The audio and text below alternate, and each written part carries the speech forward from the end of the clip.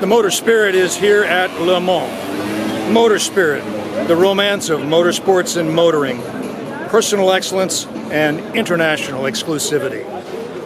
Do you have the motor spirit? It's here at Le Mans.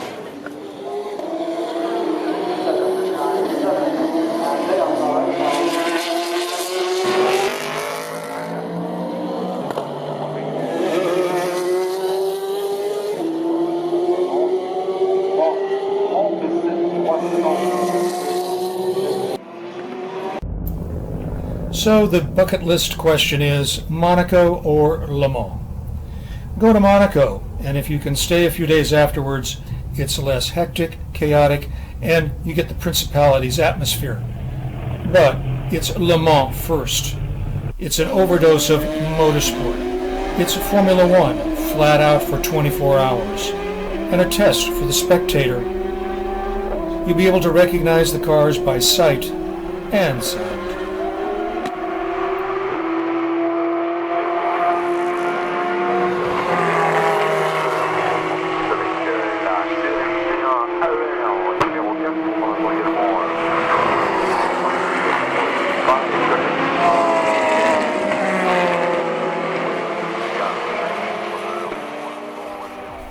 Le Mans is steeped in racing history. It was first home to the French Grand Prix. American Jimmy Murphy won it in 1922 in this American Duesenberg. 1923 would be the first 24 hours of Le Mans. The 20s were a special time, like when the charismatic Bentley Boys of London won the race 4 straight years in their famous green Bentleys. The ancestor to the 24 Hours of Le Mans is the 1906 French Grand Prix. It was held here in Le Mans.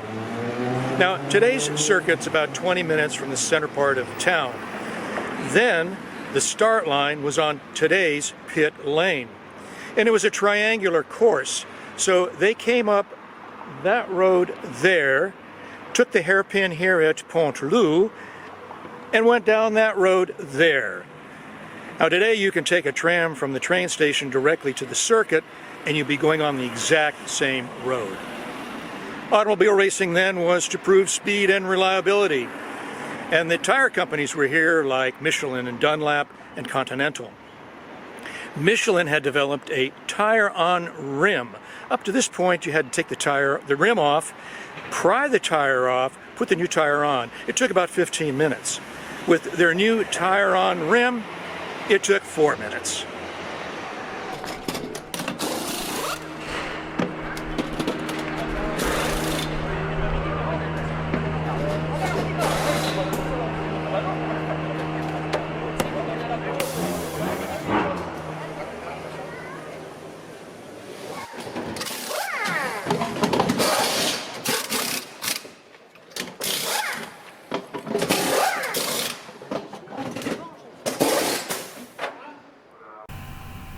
Le Mans is a 2-hour train ride west of Paris in the Loire Valley.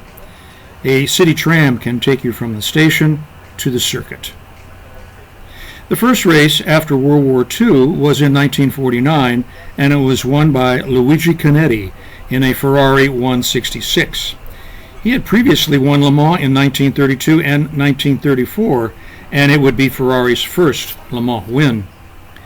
Canetti would become Ferrari's North American distributor and lead his own racing team, who would win Le Mans in 1965, the last year a Ferrari won Le Mans overall.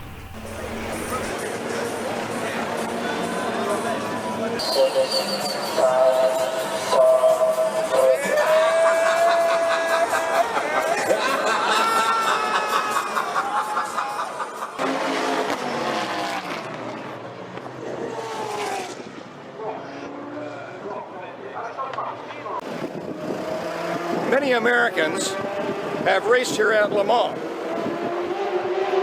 3 come to mind in particular. Prix Cunningham in the 50s and 60s. Cunningham was from Cincinnati, and his father was a successful businessman who loaned money to two friends named Procter and Gamble to help develop their soap business. Prix Cunningham was a rugged-looking, true American sportsman. In 1958, he skippered the Columbia to win the America's Cup. And in the 50s and 60s, he brought teams here to Le Mans. Many of the cars under his name and powered by American V8s. He also innovated the idea of racing stripes. At that time, cars competed in their country colors. Italy red, French blue. America was white bodies with blue frame rails, blue trim. Well, his cars were enclosed, so he translated the blue to the stripes. A color scheme later appropriated by Carroll Shelby for his initial group of GT350s. Shelby won here in 1959 with Roy Salvadori in an Aston Martin. That was a dream team. In other Astons were Sterling Moss and Jack Fairman, Maurice Trintignant and Paul Frere. And in team management, John Wyer, who would later go on and manage some Ford GT40 programs. The third is not a driver, but the ultimate team owner. Henry Ford II. The Deuce wanted to win Le Mans, and he spent the money to do it, creating the Ford GT40, an icon shape of a racing car that's still with us today in the Ford GT.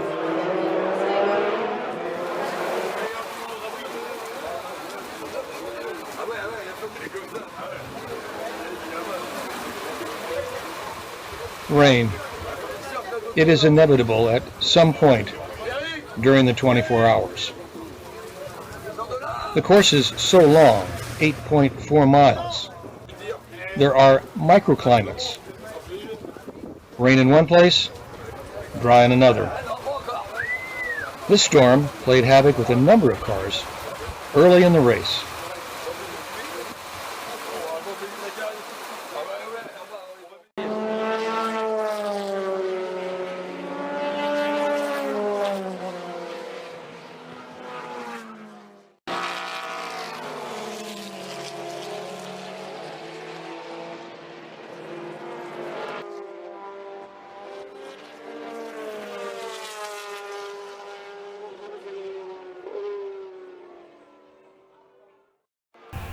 There are many ways to go to the 24-hour.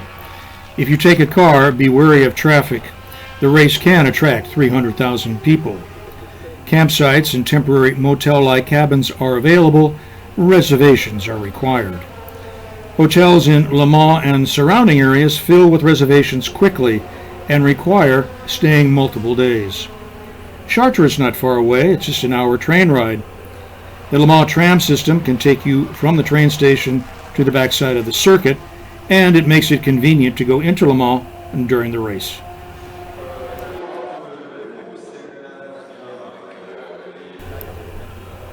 The race is 24 hours, but not all things are open 24 hours. Many food concessions close for the night. The place gets deserted in the wee morning hours. Escorted tours are available. I've used Select Motor Racing out of England without a hitch. And while I haven't used Grand Prix tours from California, they have been taking enthusiasts to the races for over 30 years.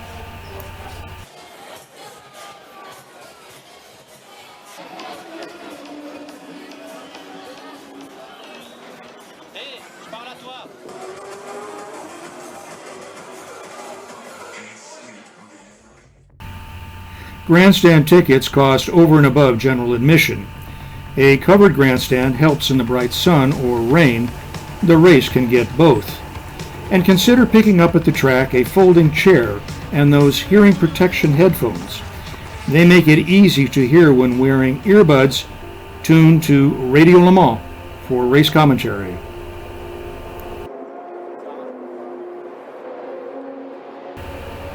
The track is too big to walk. There are shuttle buses from the start-finish complex to corners like Arnage and here the Mulsanne corner. The waiting lines can get long. Early in the morning is best.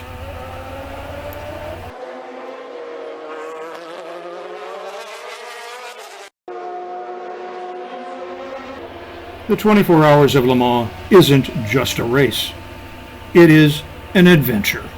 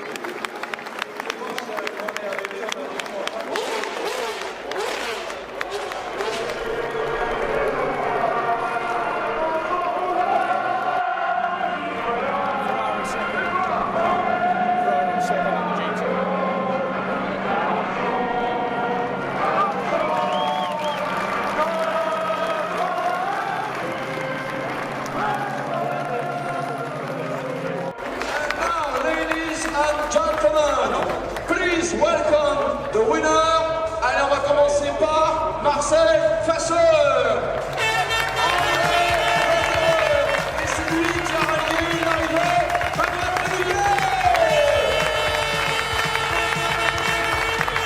Nous allons répondre à une question pour l'heure des sportifs, ça.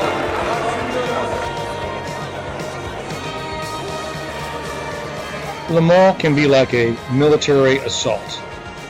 The development, the design, the costs, people, and logistics. And as soon as it starts, anything can happen. For the spectator, it's an assault on the senses. The crowds, there's not a moment of letdown. And it can be surprising how quickly the 24 hours can go by, and then it's over.